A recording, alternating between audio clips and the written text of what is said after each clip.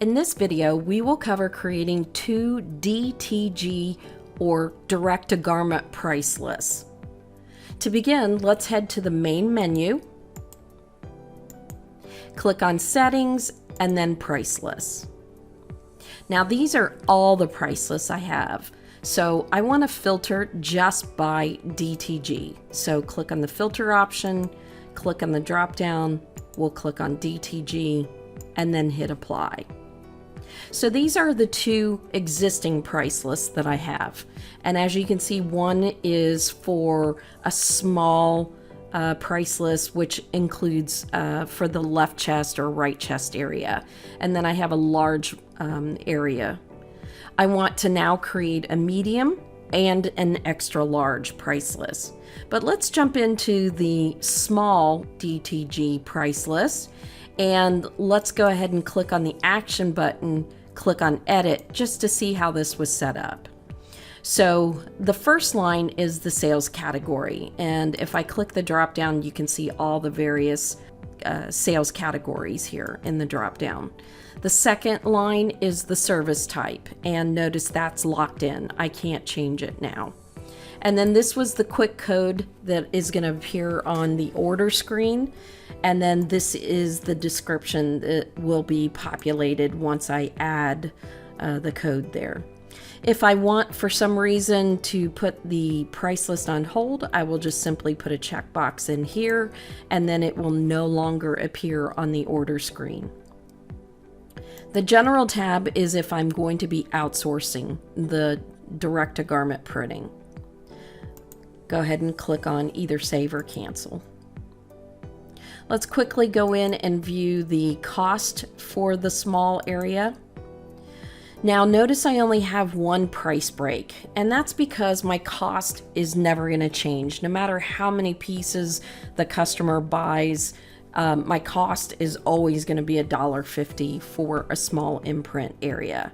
So I just left it at one price break.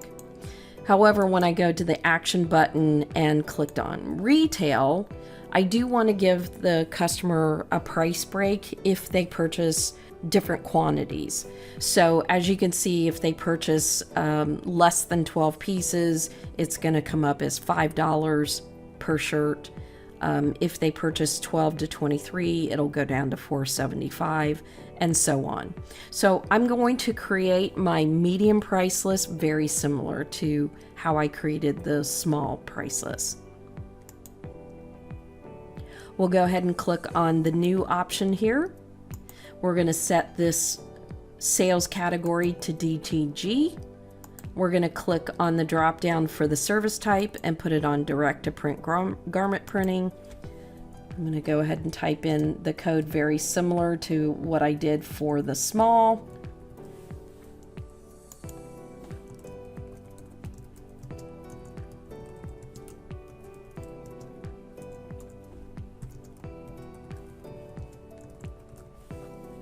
And go ahead and hit save. And now let's go ahead and edit the cost. Remember, the first quantity always has to be 0.